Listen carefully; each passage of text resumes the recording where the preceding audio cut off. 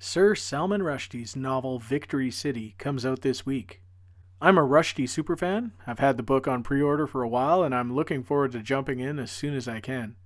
Victory City was finished and was announced just prior to the horrible August 2022 attack on the author, but that won't stop readers from having that recent history in mind as they make their way through this new novel. And there's likely to be many resonant passages because Rushdie's work is often concerned with the importance of free speech and free thought, and it always seems to celebrate the triumph of story above all else.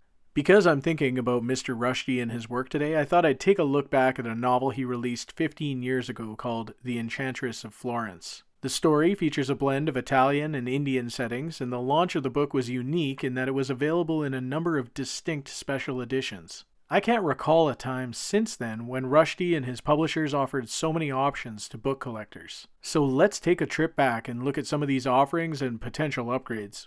First up is the standard hardcover release of The Enchantress of Florence. This is a first Canadian edition from Knopf and features the same artwork on the dust jacket as the first UK edition from Jonathan Cape. It has great historical Mughal artwork, including images of Emperor Akbar and lovely parchment designs with ornate lettering on the dust jacket. Underneath that, it has plain black cloth boards with gold lettering on the spine, and red and yellow head and tail bands to match the jacket's color scheme. Inside are two sets of illustrated end papers. The front depicts the building of an Indian palace, while the back is a panorama illustration of Florence. Here's a look at the cover of the first US edition from Random House. Now, beyond their standard edition in the UK, Jonathan Cape also released two limited editions in 2008. The first and rarest of these is this blue cloth slipcased edition for the Blackwell Collector's Library. It's quarter-bound in blue cloth with gold lettering and plain white boards. It's signed by the author and is limited to just 100 copies. I'm lucky enough to actually own the second of these limited editions, so we can actually look at it in hand. It's also slipcased, and it features a stealth version of the standard release with black boards and foil details on a glossy paper cover with no dust jacket. The decorative flourishes have been removed here, but they appear on the slipcase itself. This case is really striking as it's decorated on all sides as the flourish wraps around the whole box. Mine still has its price tag, and we can see that it originally cost £30. Inside, it has the same great end papers from the standard release, but this one is signed by the author and is limited to 1,000 copies. I also happen to own the third limited version of The Enchantress of Florence that I'm aware of, this time from Easton Press. It's part of their modern signed first editions, and it was also released in 2008.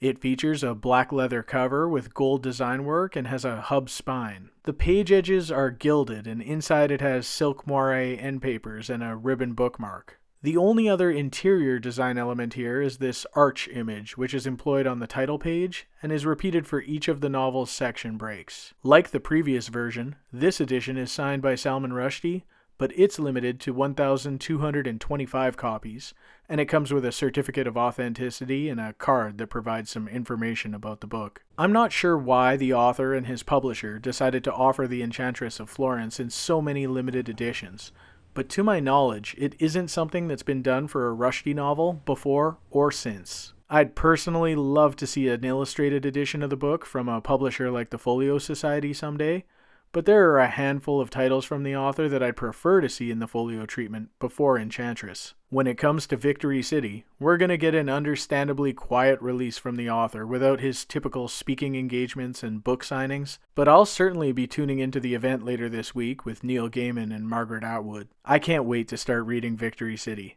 and I wish nothing but the best for the author, who continues to be a fiercely resilient individual and my favorite living writer.